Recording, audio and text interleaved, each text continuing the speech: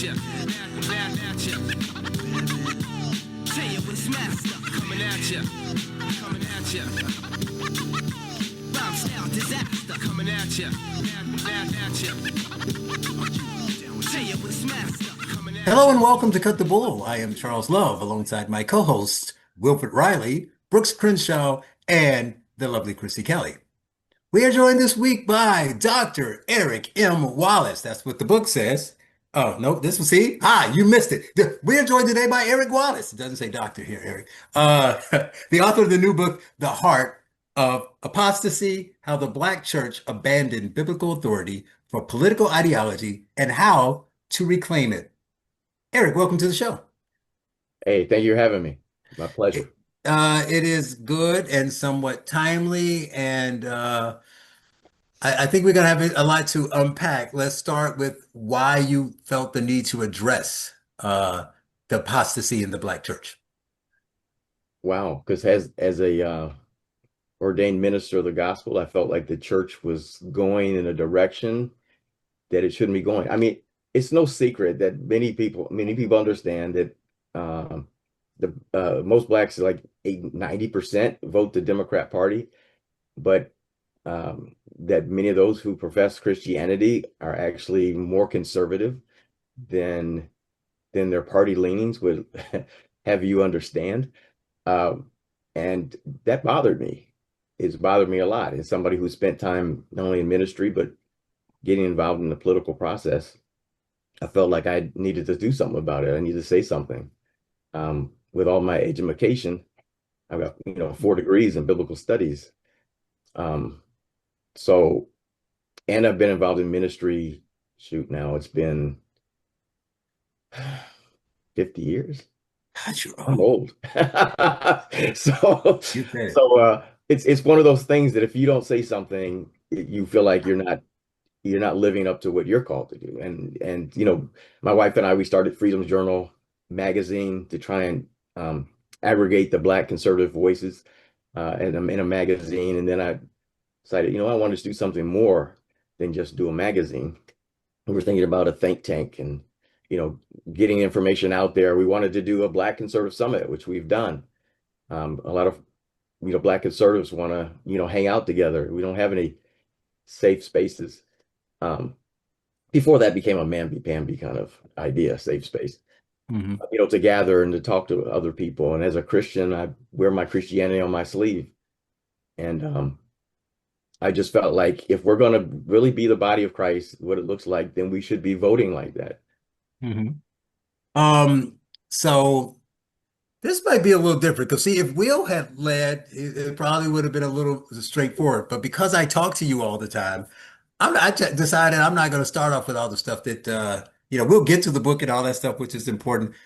I had more interesting things I want to start with though. So you're going to talk about in the book about obviously Christianity, and you're speaking specifically to people who are calling themselves Christians because they're not voting their beliefs and things of that nature. But you also said that blacks, you mentioned earlier, blacks vote like almost 90% for Democrats. And so I think I want to start here. So it's around 90%, last election was an anomaly, it being a little bit lower. Mm-hmm. But that's if you look at blacks as a whole. But Black women are like really close to 100%. And I say that because it's also, this may be why your book is so important, it's also far more, a higher percentage of Black women in the church than Black men, right? So because you have the single ladies, you have all these other people, right? The way it breaks, you got married women who go to church, but they can't bring their husbands to church, all that kind of stuff, which we can get into. But doesn't that, I don't know if it puts a finer point on it or it highlights the problem. You can explain if you know your theory as to why, but you got Black women voting somewhere between 95 and 98% for Democrats, and they're the majority of the people in the church. So talk about that and your thoughts on why you think that is. Wow, that's a good question, and it's not necessarily something I attacked in the book. Mm-hmm. But off the top of my head, I think that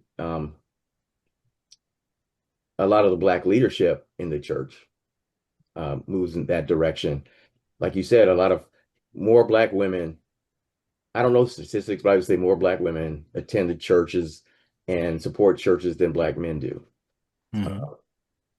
That's maybe overgeneralization, but and then most of the black pastors, at least the ones that I've seen, the ones that I know that are out there supporting the um, progressive values. I'm going to talk in those terms, progressive versus conservative. Hmm. Um, been more in that direction. Like when they had um, the Democratic convention here, there were a couple of pastors um, that I know are conservative, ended up having people like Jamal Bryant come to their church, Al Sharpton, and some of these folks. And Hmm. I just think that a lot of these guys, so maybe it's more like the black leadership is leaning more progressive, and the women are going with them um, because they lean that direction. Some men, I know that there's a that more black men supposedly voted for Trump this time around. Hmm. Um, and I'm hoping that's a trend, and that black men end up, kind of leading the way back to a more biblical worldview, if you will. Um, but I'm not in the mind of women to try and figure out why they do, what they do. I'd have to bring my wife in here and ask her as to whether she's got and she's got a degree in psychology, so maybe All she. right, but we happen to have one here, Eric. So Christy Kelly, Oh, okay. you're a woman, you're black. So no, so I had two, right? That's good. You're good, Charles. You're a Christian. Let's give a third one. So what do you see? So Eric thought that maybe it's the leadership, but I don't know. But I think it goes against what he said because he said he knows pastors personally who are more conservative, but they, invite these people, they speak, they say certain things. They get kind of swept up in the social justice realm. Is it because their churches and their congregants are mostly women and they're just giving them what they want? If the women were running away from the church, they wouldn't do it. Right. So what are your thoughts on why, particularly black women seems to be on both sides, the political side and then the Christian side? Yeah, I mean, first of all, I don't think that all of these pastors are really as liberal, progressive as Yeah, you that's what would, he said. as they would want their congregants to believe. I mean, I really do think that they do cater towards, like you guys said, the congregation. And unfortunately, what something like 90%, 80% of Black women still voted, for Kamala. I think it was like 90%. And I Mhm. really think we get caught into one, the oppression Olympics still, right? Just though, the woe is me. Even being, the highest educated, even with our doctorates and with our Mhm. degrees, Charles's friend was on. Somehow we're still oppressed. And for whatever reason, You're I talking about think Fatima? for whatever I reason, love Fatima. She's the best. Go ahead. I'm sorry. I think Black women are just the last to leave the struggle bus. And I think that a lot of that is caught up in feeling like we have to be strong, feeling like the world is against us, feeling like if we don't, have this harsh fighting stance and, we got to fight the Black man and we got to fight the white man and, no woman is safe in her house and all that stuff. I Mhm. think that for whatever reason, we're going to remain stuck on the struggle bus. One moment, Chris. Eric, don't forget what you said. But I got to go to Brooks Crenshaw because he's our authority on what the black. What's no? He's the guy we go to. We want to talk about. The No, seriously, token what we want white. to know. The two black men are just watching. You want your Right. finger on the pulse. You go to Right. Brooks Crenshaw. But you I do mean, he like is a to popular HBCU professor. see, and you do like I do to teach at an uh, HBCU. study, human nature. You read a lot. You study theology, so the way people will act in certain situations. But I'm not going to stay on black women the whole time. I'm not. I'm not going to beat up our beautiful queens. But they are. So Christy, kind of made a comment about that we're the most educated. So there's this thing. I'm sure you've seen it on the internet where these black women, they're living their best lives. There's the black girl magic. They talk about all the degrees they have and the education, and I make the money and I do all this. So they're like killing it on paper in every facet of life. And yet, like Christy said, they're still hung up on that. But I had some that would actually tell me, imagine where I would be. Did Fatima say that? Yeah, I think she said, imagine where I would be if, yeah, I might be the CEO of a Fortune 500 company, but if people weren't holding me down because I'm black and I'm a woman, I'd be the CEO of a Fortune 50 company, right? So what do you think about a person's mindset that no matter how good they may have it or what their life is like, that is their focus, that they focus primarily on the negative. And if they don't even, if their life, if they're dancing through the raindrops, they will still do it like the MSNBC hosts, because they'll say, yeah, I might be fine, but every black person I know and everybody in my, I'm doing this for them, for the struggle, because they're all struggling. Was this directed to me? Yes, it's directed to Brooke. Well, yeah. So we are wired to overvalue the negative. That's one of our survival mechanisms from a biological standpoint, but it can take us no further. And there's programming in Genesis, like the story of Adam and Eve is really important. Like we thought that maybe we didn't need it anymore because we ventured out into scientific inquiry. But the first lesson of humans is don't overvalue the negative, right? They had everything they could want. All their needs were met, save the one thing that they couldn't have, and it loomed large. And there's this Marxist serpent over in the corner saying, you know, it doesn't mean what you think it means. Reality's fixed against you. And that is a really important lesson that should refine us and put us in a place of gratitude. That's something that we talk about in class a lot, right? Mm-hmm. You know, when I give them the global figures of what the top 1% of earners around the world is, their eyes get big. Like I ask them what they think it is, and they're like 450,000, 500,000. I'm like, no, it was 32,000 10 years ago, and it's 58,000 now, and half of that's inflation. Mm-hmm. And they don't understand it because they've been told that. So like when you draw the line between oppressor and oppressed, make sure you draw it conveniently enough where you're at the bottom, right? And so like we really talk that out in class, and there's kind of a change of mindset that happens when we talk about those things in that perspective. So that's what I would say to that. Eric, you were going to say something. You were raising your hand like you were in class. Well, I don't want to keep Will from speaking, but that was. Will will talk. Don't you worry. We might not get to talk after you stop. Yeah, once it gets started, you threw it'll happen eventually. Like you threw me for a loop with that question, so I had to. So as when they were talking, you went did some research. I'm my computer's a little slower as I get older. It's not quite as fast, but it occurred to me that, and I know it's a stereotype about women, but I think it's true that women are somewhat more emotional. So when you start going back and talking about these stories about William, his name just left my brain. The name William. The young boy who went down south and got killed, and they from Chicago. Emmett Till. Emmett Till. That's what I was trying to say. Emmett Till. And you tell that story over and over again.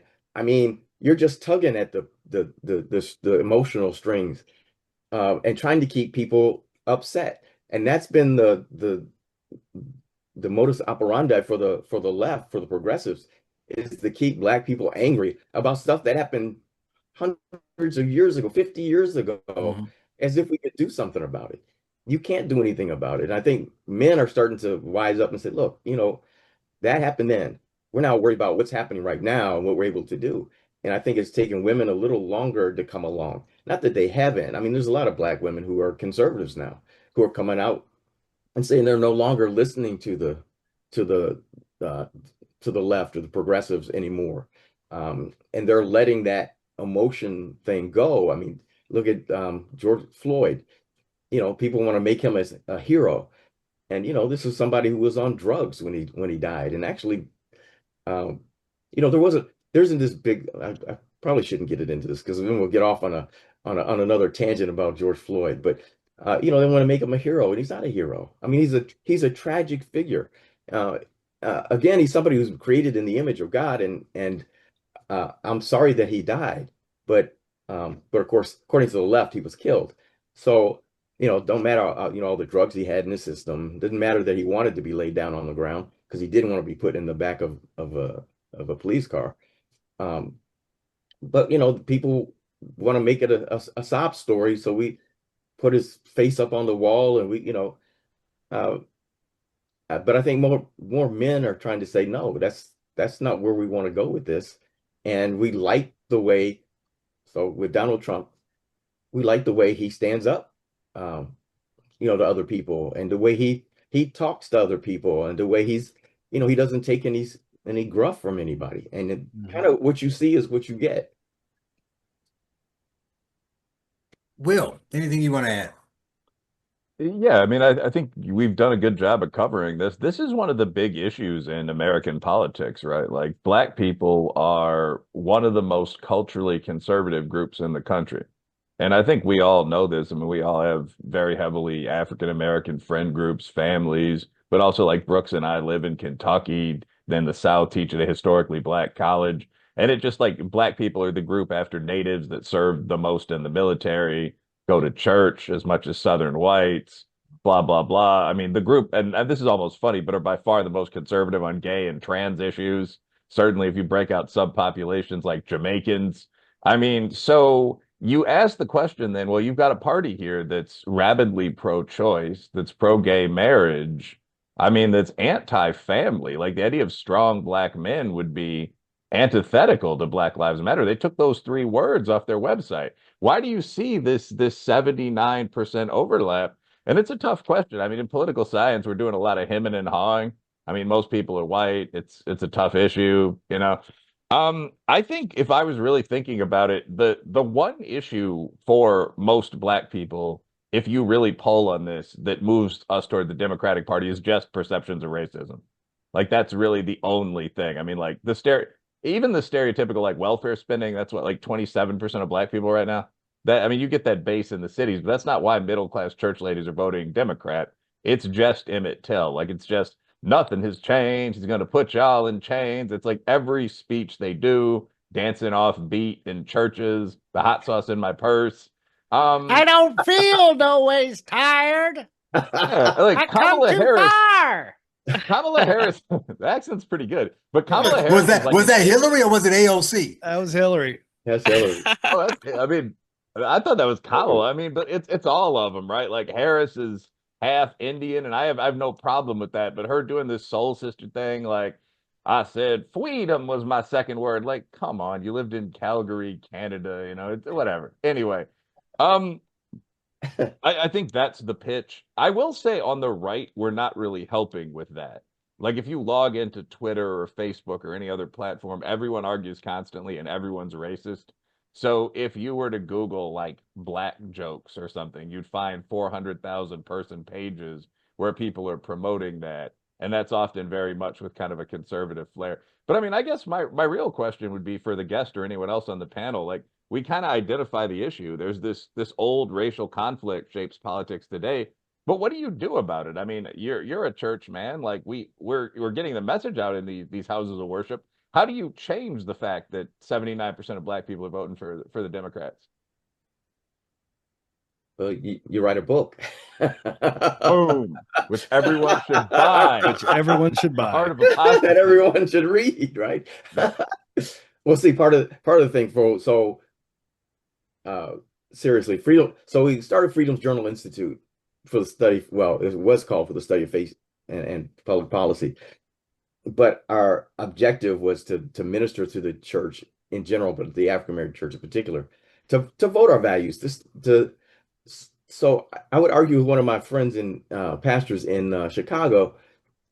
He used to tell me we're not one issue voters, and I think he was thinking I was saying our one issue is being pro-life or maybe marriage, and I said, oh yes, we are one issue, and I told him the one issue was how does our vote glorify God. And so that looks at all the issues, right? And how do we find a candidate that actually cares about all those issues? I think Will was right that the one thing that's keeping Black people on the I'm not sure I like using this term, but it kind of gives you the picture, the progressive plantation, is the whole idea about racism. That racism is so bad, we got to continue to fight it. And one of the things I want to ask people, I didn't do it in the book, but one of the things I'd like to ask people is if if you were to put racism aside, let's put that aside for a minute. What are the things about the Republican Party or conservatism that you don't agree with, that you don't like? Because as you look at the book Steadfast Democrats, they're the ones, and they were Democrats who did the study, right? Who went and looked at the number of issues that you walk down, and they were like, 80%, 79%, with us on marriage, on the Second Amendment, on whether on school choice, on a number of different issues. And then the book Conservative but Not Republican, the same thing, that people have been told for whatever reason that somehow the Republican Party is not for Black people. The whole idea that the party switched. And so there has to be this re-education of people to understand what's actually happening, to be able to understand. I think one of the things I talked about in the book was doublethink, that somehow, you can't believe what your eyes actually see, right? We see all these people. I mean, one example is the NFL. I'm so tired of listening to people talk about how racist the NFL is, with all the Black players in the NFL. I mean, just because they don't have 13% of maybe coaches coaching football in the NFL, but the last couple of quarterbacks that actually won, what is it, the Super Bowl, have been Black, or at least mixed race, right? Of course, we don't talk about that. If you got a little bit in it, you're Black. I think I watched the game the other day where there's, two Black coaches going at each other. I know I used to root for that back in the day when there were hardly any. Now I don't care anymore. I don't care. I have to like the team. I'm a Bears fan, so I don't care if they're going to get somebody else who's got a Black coach or whatever. I just want to see a good game. But they'll continue to talk about racism. And I asked them, what is it that Black people can't do now that white people can do? And nobody can give me an answer. The NFL, actually, just as a real niche comment, is an interesting example of how no one ever shuts up once you get into these conversations, right? So, Right. I mean, like, the argument is, yeah, well, we're 50-50 Black and white or whatever it is. It's a little more Black than that. But we don't have enough Black offensive coordinators. And then the white guys get into the conversation, like, it's hard for us to be running backs. And it's sort of like, when I look at the locker room, I see a lot of different colored people. But there's Yeah. always going to be some hole where there aren't enough of your kind, quote unquote. And it's important to keep that in mind. Like, most of us have been in business, run businesses. Okay, you got 60% white guys, 40% minorities. Do you have 40% minorities like in trucking? Because it's never going to stop No. once you have Yeah. this flatline in place. Well, so I explain this in class, like when we're talking about affirmative action, or we're talking about hiring based on race. I go to football because I've got a large contingency of football players in the class, and it's like, okay, it's not the population, it's the competitor pool, right? So how many collegiate level corners are white? It's fewer than 10%. How many are Black? 90+%. How many are Asian? I believe it was 0.02. So if there's a move, Are they counting Samoans as Asian? I don't know that. The data wasn't granular enough for me it just said Asian. So the question is, if there's a program to start promoting Asian corners, and the math, and 3 Asian corners show up on your team, what do you assume? What's your first assumption? And what does that do to the qualified Asian corner that's going to be an NFL star? Right. So that's kind of how we would look at it. I think we lost Will. There he Will is. likes to disappear. It's okay. Yeah, all that is true, but Will's question was, how do we solve it? Eric is right about if you set race aside and get them to answer what do you not agree with. If they were honest, Eric, they would say nothing. But I can't set race aside because they're racist. And since 40% of our panel are officially Republicans, maybe 60, but I doubt it. But 2 of us get beat up for not being Republicans. So so we know I'm registered. I'm registered. Oh, so we got the full 60. Okay. So since 60% was Republican. You're getting support here. Right. And I'm not saying that they're right about these assumptions, or that even where they are right, that the problem is that they're ignoring the fact that is also true within their party. They just sort of blind-eyed to the racism in their own party, right? Right. They just say, I can't vote for Republicans because they're racist. My argument would be like, yeah, they probably are, but what makes you think your party's not? But anyway, what do you say in the light, Christy Kelly, of the recent leaked emails? How do you deal with that? Does that hurt your brand? Does that hurt take the race out of the equation? So really quick before I forget this, or maybe I'll just punt it since I know quite a few of those guys, and some of them are here in Arizona. Oh But my God, they're your peeps. Those are your let favorite me races. let me just say this. I think what we're missing is the chip that Black women have on their shoulder. And I don't think that it's for nothing all the time, right? Because when you're constantly not seen as the beauty standard, for some Black women, that does have you have a chip. So take the American Eagle girl, right? She has good genes. Black women took offense to that because okay, this cute little, Caucasian, blonde hair, blue-eyed girl, and we're not the beauty standard. Like, I feel like a lot of us are always trying to compare and taking offense to that. Um, Today I saw where Angel Reese was a Victoria's Secret runway model. I think she's beautiful. I mean, her attitude might be a little stank, but the girl is pretty. Underneath the comments, mostly Republicans, you would have thought she was 300 pounds and, super ugly. The comments, they were really horrible. So I think when we're talking about racism, it's not, oh, you're holding me back type racism. It may not even be so much the emotional Emmett Till. It really is this chip. And how much do Black men have to play in that? I mean, if we're honest. How do you know they were Republicans? Just side note, because I don't know.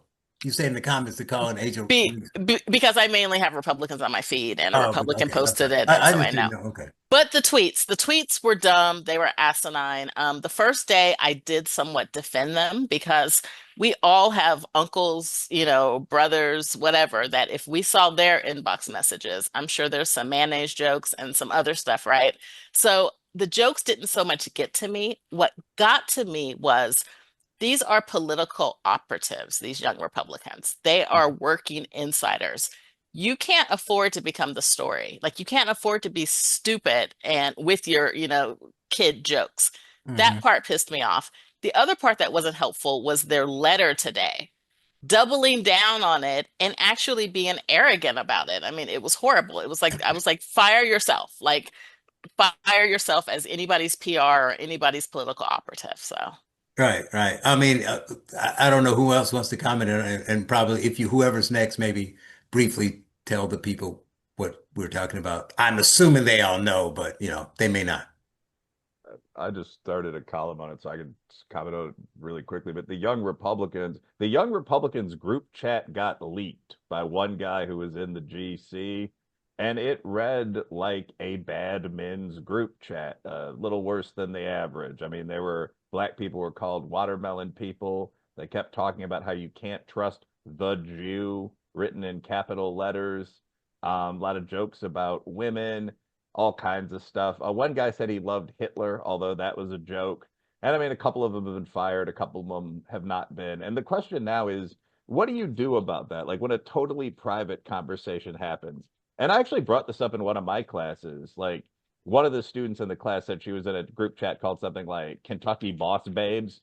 And we're not going to go into any detail, but like, if that leaks and their descriptions of prominent young men in business accompanied by, let's say, pictures, like, do you fire everyone, or is there a problem with the person who made the private public? I don't know. I mean, I personally, like, if I were, one of them works for a senator, one of them is a state rep, like, that guy's kind of got to go if he was saying that stuff publicly. Like, he's not just in the chat posting laugh emojis, but like, he's making those comments, and even in the chat there are a couple hundred people. But that's the story.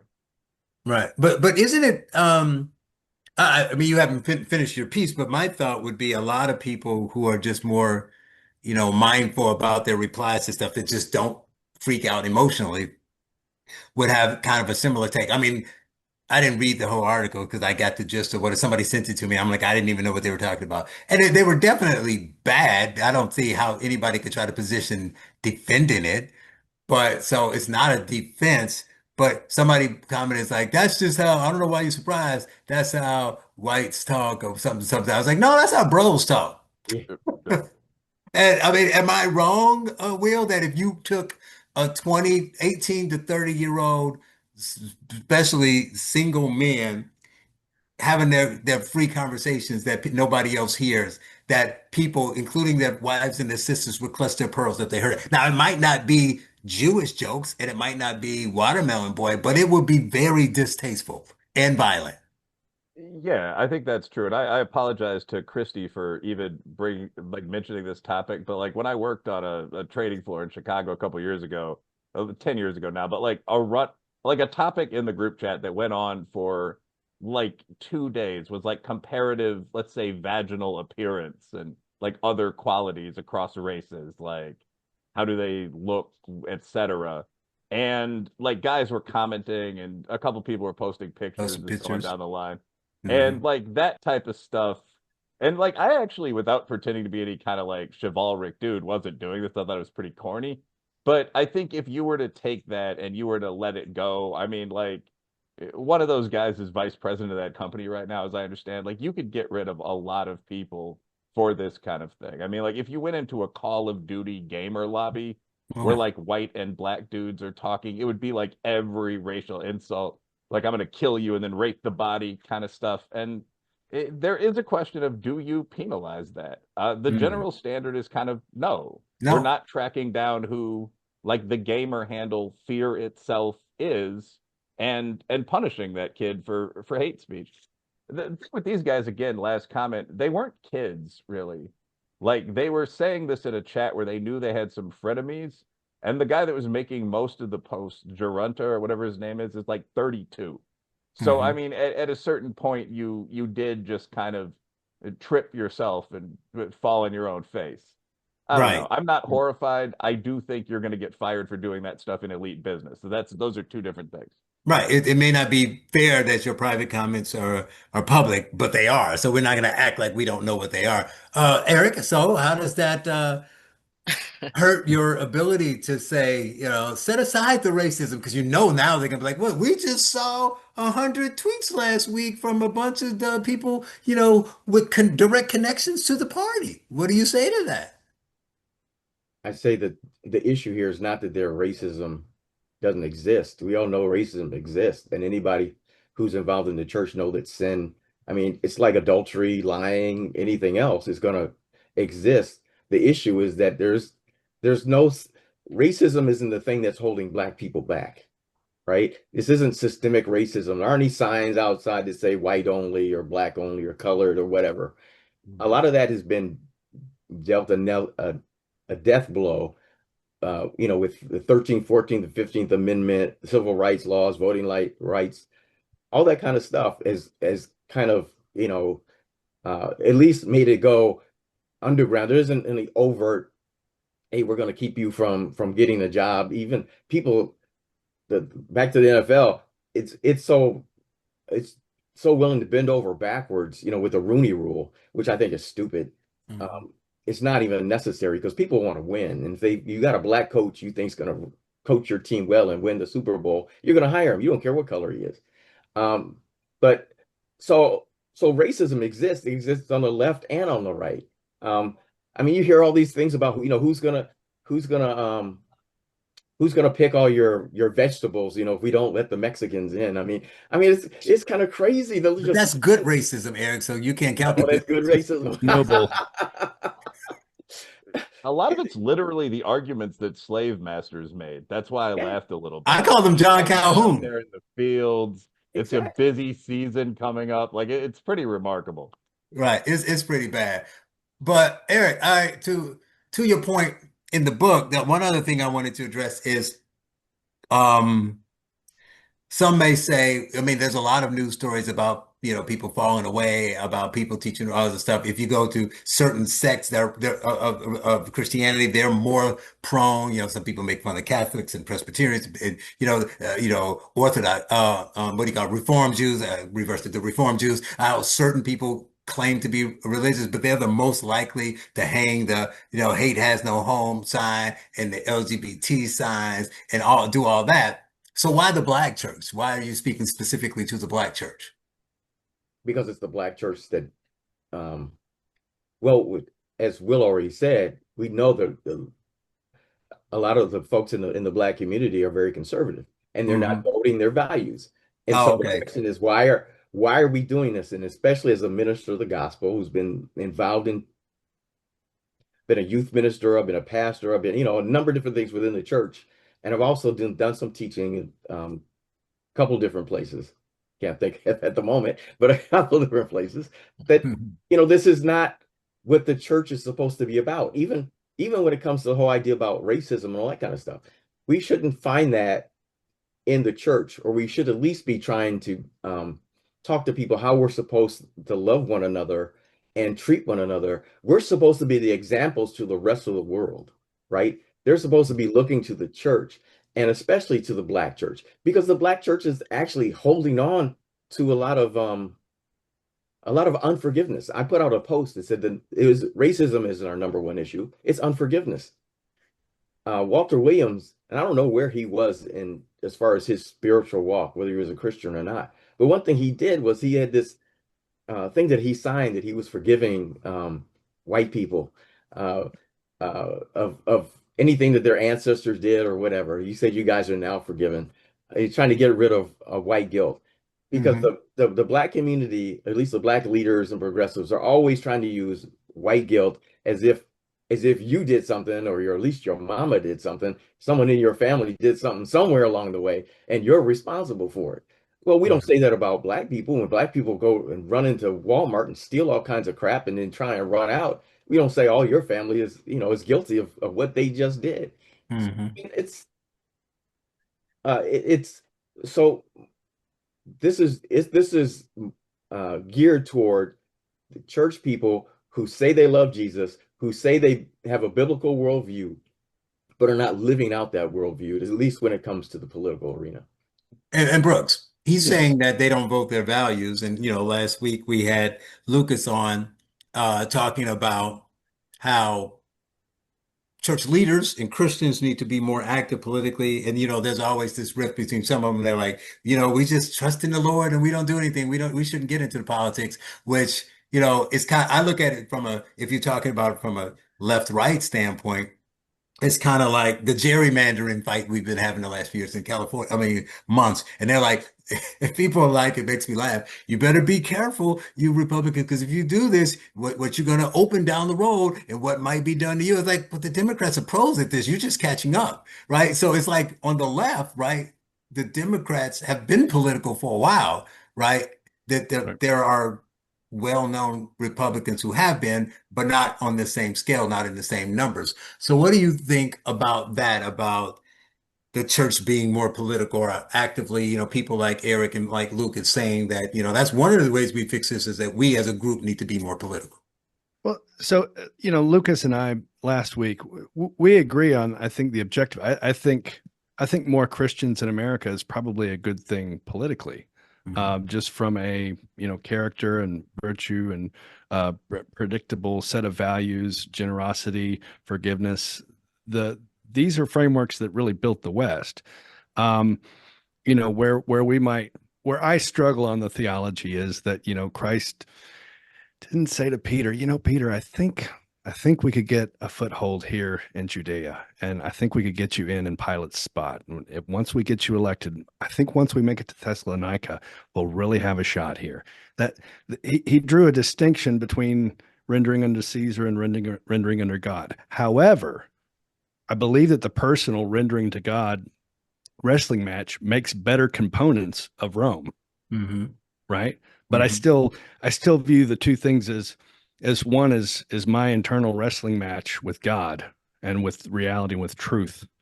But as I do that, I become a better citizen.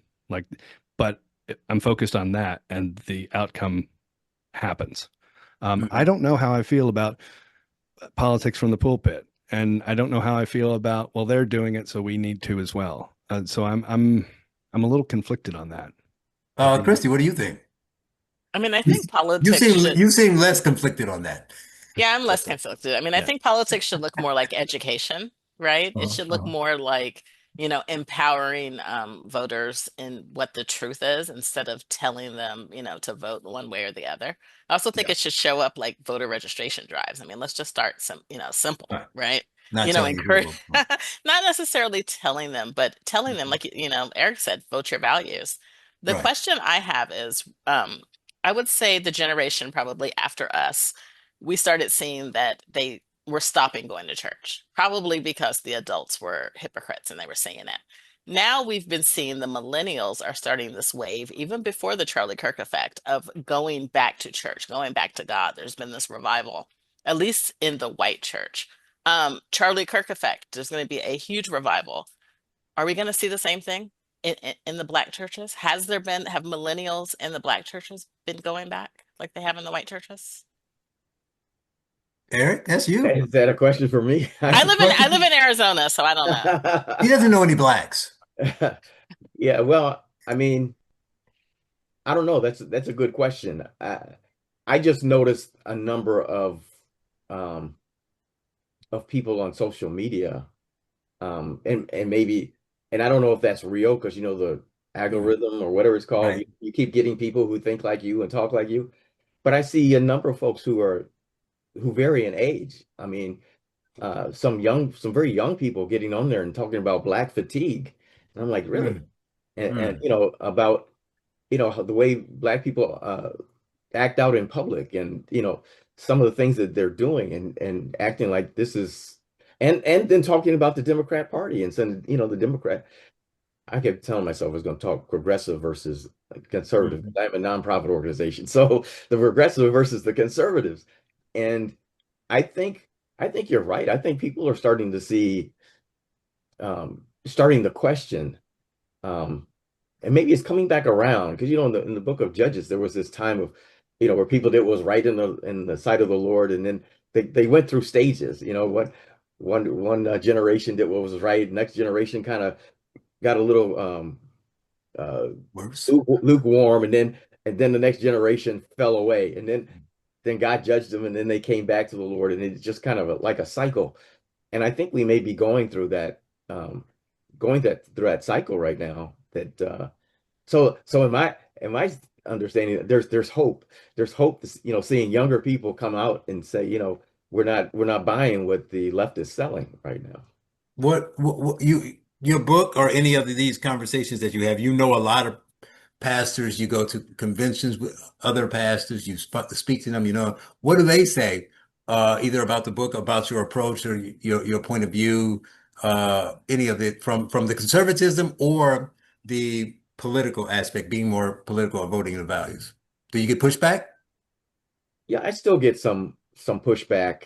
Well, I just wrote a piece um, for Freedom's Journal magazine, and then I also sent it to the Christian Post, talking about how so I wasn't planning to talk about this in this, but I put myself out there to run for office again.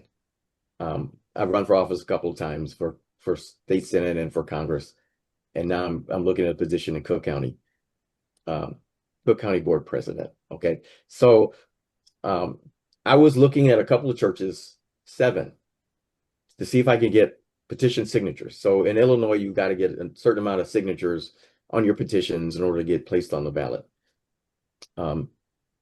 I went to a couple of pastors who actually agree with my stance, and they know who I am. Yet they were saying they don't do that in their church. They want to allow people to come in and get signatures.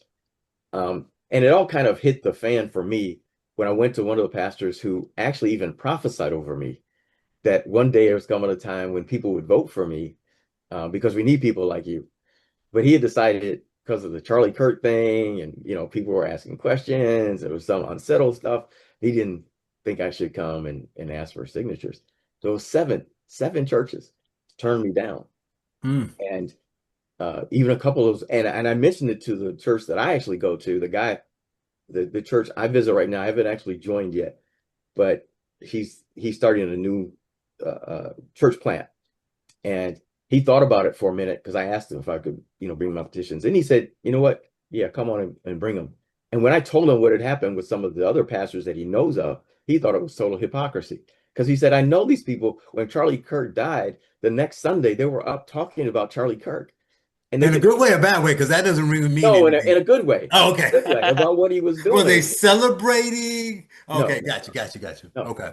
And I'm like, I don't understand how, if somebody was coming to you. So I wrote in my piece that this is an opportunity. Voting and engaging in culture. Voting is one way we engage in culture, and it's one way in which we can move culture one way or another, or at least maybe even hold back some of the really negative, nasty stuff that's been coming our way for a long time. And I said in the piece that this was a time for discipleship. If somebody came to so you should have standards. So if you're a church pastor, you should have standards. Say, okay, we'll allow for people to get petition signatures outside, not in the sanctuary, outside, in the foyer. But you have to be able to meet these certain conditions, and whatever those conditions are. They have to be pro-life. They have to be, whatever. Not just to say nobody can do it. And it almost sounded very sanctimonious. It's, this is a good thing. We don't allow politics in here.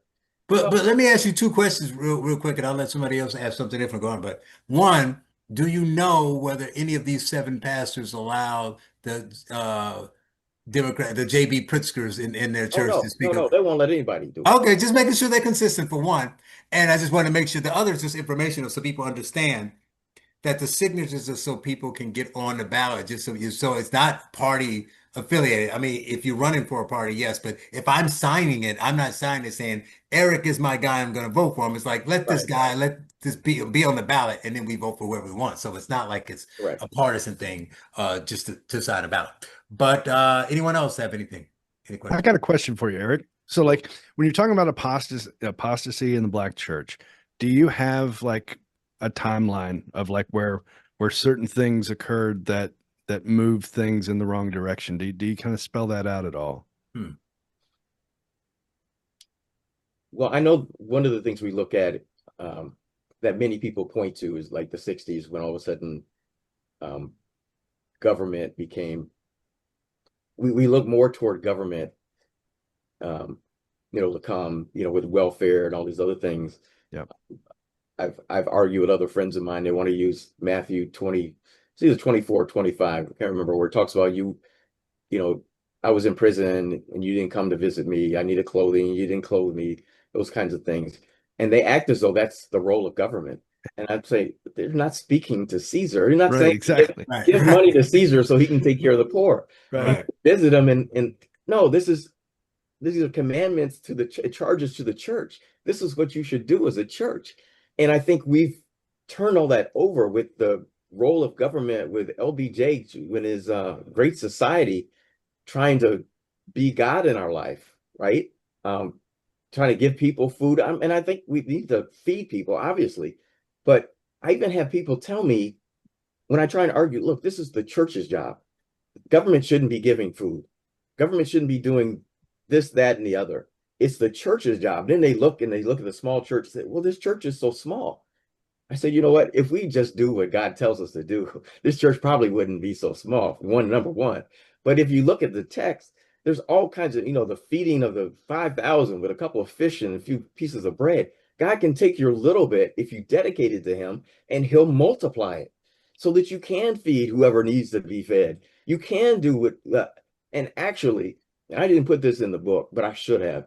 One of the things, the missed opportunities we have is for the church to feed people, not just give them food. I'm so tired of seeing food banks where they just give people food and they're, on their way. And a lot of times they get the food from government, pantries, and you can't share the gospel. You can't put a tract in there. You can't do anything. What did Jesus do in his ministry? He sat down and he ate with sinners. In fact, that's why he got called out a lot. You eat with tax collectors and sinners. But why did he do that? He did it to share who he was with them. And if we did that in our churches more, and I'm sorry, this is a pet peeve of mine, you can't tell. If we did more of that, we'd be able to change people's lives. Because when you come in to eat a meal and then you sit down with people and try and find out who they are, like we're having a discussion now, it's not in person, but if we were in person and we were eating a meal, we would feel a whole lot different and connected, by the way.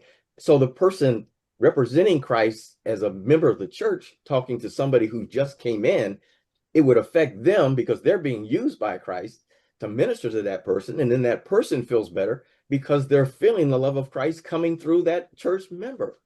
And we lose all of that when we're just giving them groceries and sending them on their way. I'm sorry. No, that's great. I think the church is just missing out on a lot that we should be doing different. Well, if you set aside the racism and the politics, are they talking about any of the other social issues? Like, are they talking about crime? Are they talking about, you know, giving back and helping others? Are they talking about education? All the other stuff, because there's things they can address issues in the community without being political. Well, if you're talking about churches who tend toward progressivism, no, they think that giving more money to the government is going to help save our children. It's those that are on the right who are the ones who are like, get your kids out of school and get them out right now. They're the ones who I mean, they seem to think that somehow government is our savior, that government was put here, you know, to help run people's lives and to, you know, take from the rich and give to the poor, you know, the Robin Hood whole idea, and that things will be better if you just give me my my welfare, you know, checks and, you know, whatever, and without understanding how that has a negative effect on people, how it has a negative effect on women having children out of wedlock, how it becomes an incentive. And then those kids out of wedlock where their father's not around become the criminals that are running the streets of Chicago and shooting people up and stealing people's cars and, you know, all the stuff. And they want to say that they need more programs. We just need more programs. We need more of your money to put together these programs so we can, and it's malarkey.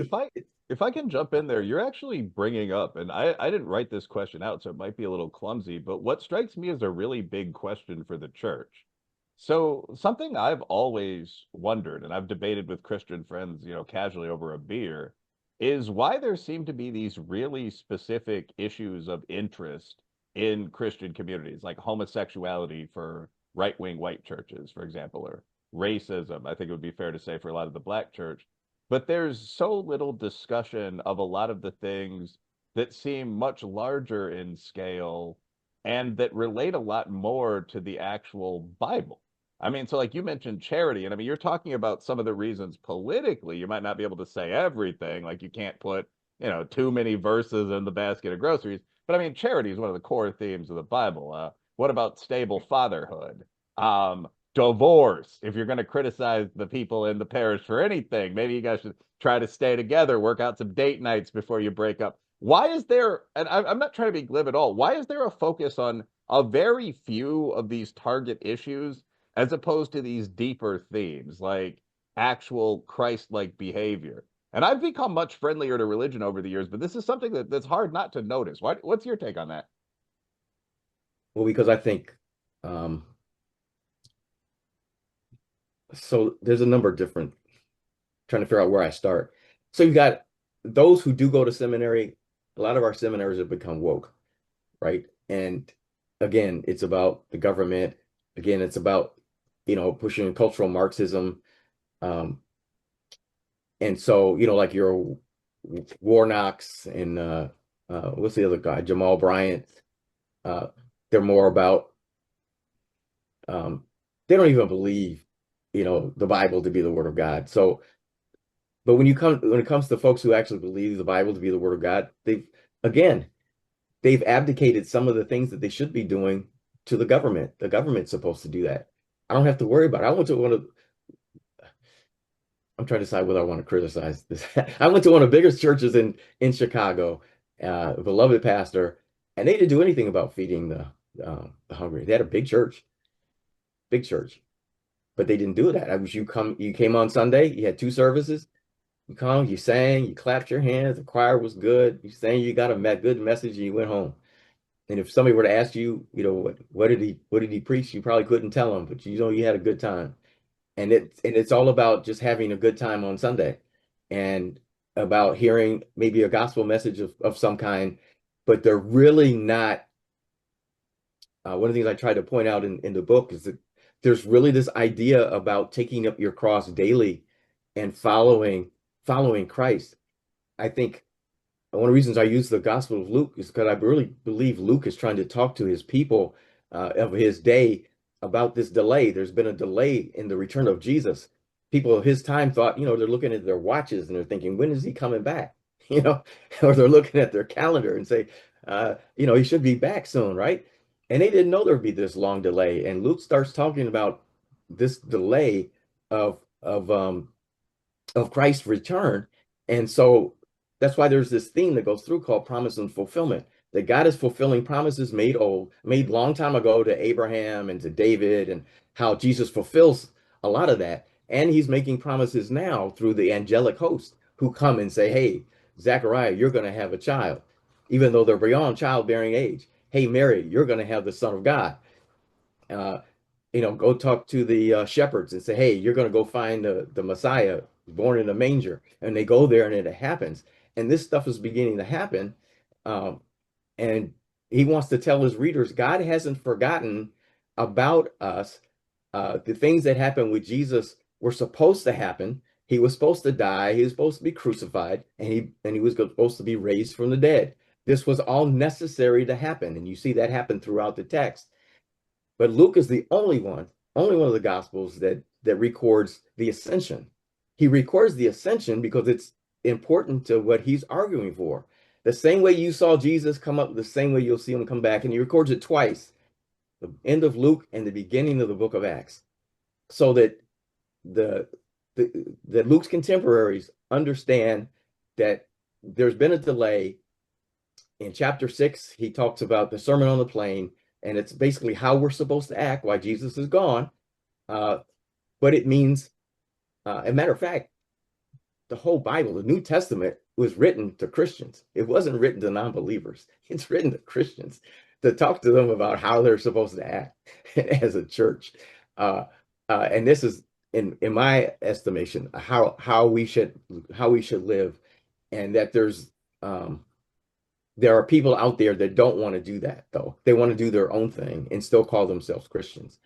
Luke kind of suggests that there are some things that God expects from you to do. And I look at the tease a little more about the book, the parable of the sower, that there's 4 types of ground. The ground the seed that falls on the hard ground, which I call I can't remember my own.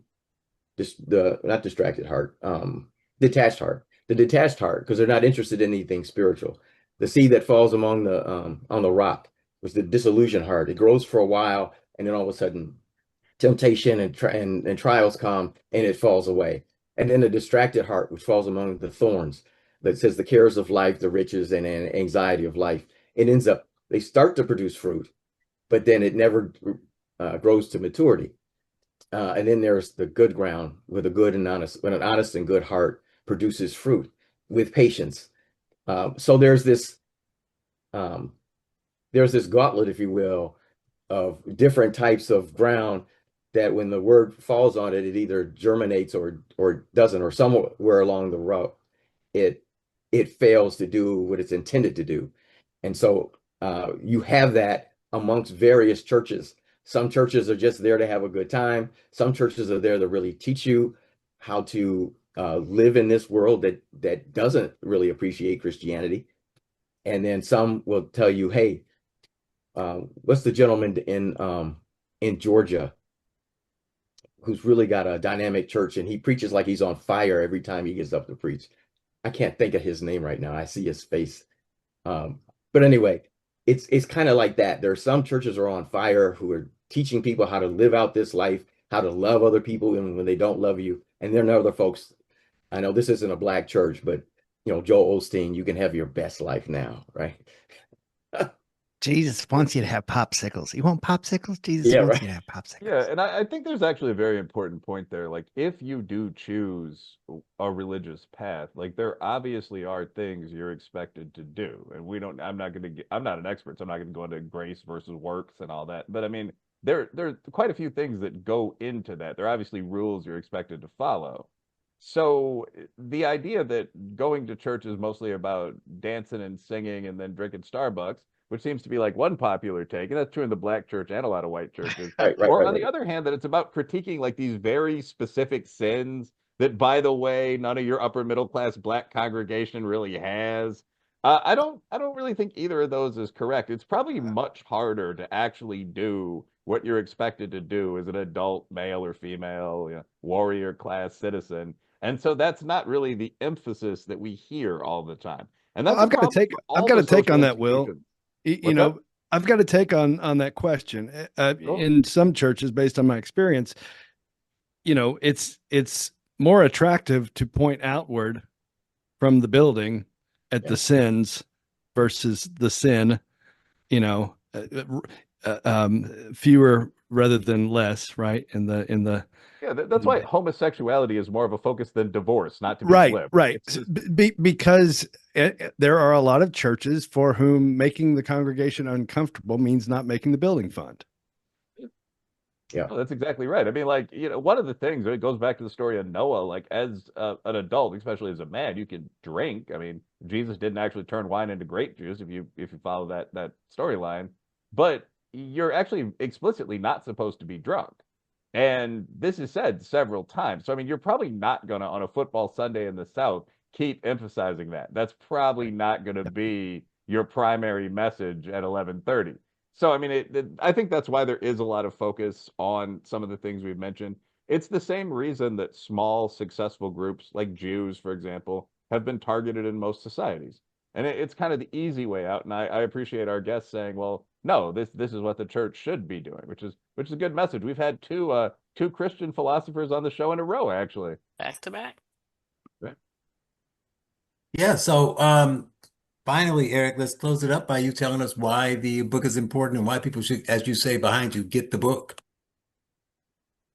It's important because it challenges the church to actually be what it's supposed to be. I'm not trying to say that it's easy, but God does require something of us.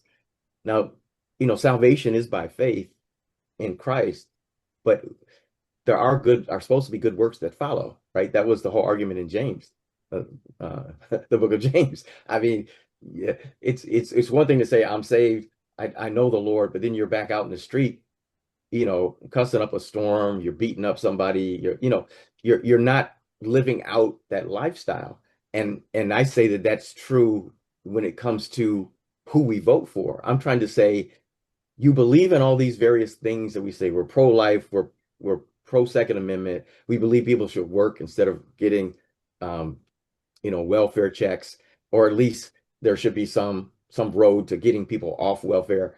I don't think anybody's trying to beat up people who may, have if something happened in their life and they need assistance, right? But generally speaking, in the past, that assistance would come from the church, and we knew it would be temporary; it wouldn't last forever. And so there's certain things that we're supposed to be doing. I think most people in Black churches don't agree with the whole transgenderism thing. They don't think that a boy can become a girl and a girl can become a boy. But we're voting for people who are, Kamala said that she was going to use taxpayer money for people in jail to get gender surgery to change their gender. Taxpayer money. Now, Black women who go to church, were voting for her. But how many of them really knew that that was one of the things she was talking about? And why is that more important? Why is the color of your skin and maybe even her gender more important than what thus saith the Lord? Genesis, he said there's two genders. And when you get gender surgery, what other gender is there? You're either going from being a female to a male or a male to a female in theory. It's not some fourth or fifth or sixth or whatever it is. And so we've got to stop the nonsense. And it's the Black church that is allowing some of this to continue. And that's happening in the white church, don't get me wrong. But just because I happen to be Black and I want to speak to my people and tell them some of this, we're having some of the problems we're having in the Black community because we're voting for some of this nonsense. Final words, Wilfred Reilly. Yeah, my final word would be obviously, as I always say, go out and buy the book. We both emphasized that, I note, after some time in media. Eric's book is a good one. You see it right here on the screen. I do think the basic point that institutions exist for a I think this is my point. I just said this, and you guys had some good responses to it. Institutions exist for a reason, and they should be prodded to do that thing. That's kind of, it's the same thing with political systems. It's very easy to get bogged down in laziness and nonsense. You know, in my own field of business, it's very easy to make your money doing bullshit derivative double back swaps that don't produce anything, as opposed to blacksmithing or whatever. But society should focus on emphasizing the creation of reality. And this is an interesting discussion about how to do that in the church. Brooks Crenshaw? Yeah, so I think one of the big points, Eric, that I think you made that I really agree with is that of all the colonizers, I think LBJ is probably the king, because his colonization was so shrewd that the colonized viewed it as empowerment. Yeah. And so, yeah, I think that was exactly right. And I want to thank you for coming on. I think you're right on with regard to directional, what's happening in both white and black churches. But yeah, keep going. I just think that it's so odd that, no one's forcing you to be a Christian, right? In America, we got so many so many other things. So we can debate, we did this with Lucas. We had a robust conversation about, how you define the Christianity. You should have been there, Eric, and the idiosyncrasies about, where the lines are. But from a political standpoint, what we're talking about today is, if you call yourself a Christian and you're going to be a Christian leader, why go through the effort of doing that and doing all these things that are antithetical to Christ in the Bible? Just don't be a Christian. I mean, right? It's not that hard. Just like, I'm not going to be a pastor because I don't want to preach any of that stuff. So it's odd that you even have to write a book saying, hey, you pastor who went to school to study this, why don't you do the things that you actually claim to believe? But, there must be some other reason for it, and we have to try to figure that out. Christy. Yeah, I think that this book could definitely have some answers, especially when we talk about the Black community. And a lot of people like to say, it's cooked, right? Like it's done and everything. So if we talk about getting the millennials to come to church, first of all, getting them back to church, then what are we going to be filling them with? So when we went to church, it was like a hoop, a holler, and a shout. Like, that's not going to work anymore for these kids. They're so much more sophisticated. So if we actually teach them something, teach them to be good citizens, teach them the truth, teach them economics, teach them, politics and policy, fill them with something, I think the Black church could actually become meaningful again. Amen. And I hit the wrong button, but that's a great place to leave it. He is Eric Wallace, author of I don't have to pick the book up, even though I do have it, because you got it right there. The Heart of Apostasy. I can't read the fine print though, and it's facing the other way, but check it out, pick it up. And Eric, thank you for coming on. Hey, thank you for having me. Appreciate it. Country to say, Patriot J, I'm saving the day. Patriot J, I'm saving the day from you commies who lame. No, you can't fuck with me. I got a country to say. God bless the US of A, land of the free and a home of the brave. God get all of the praise. I got a country to say, cause I'm Patriot J and I'm saving the day.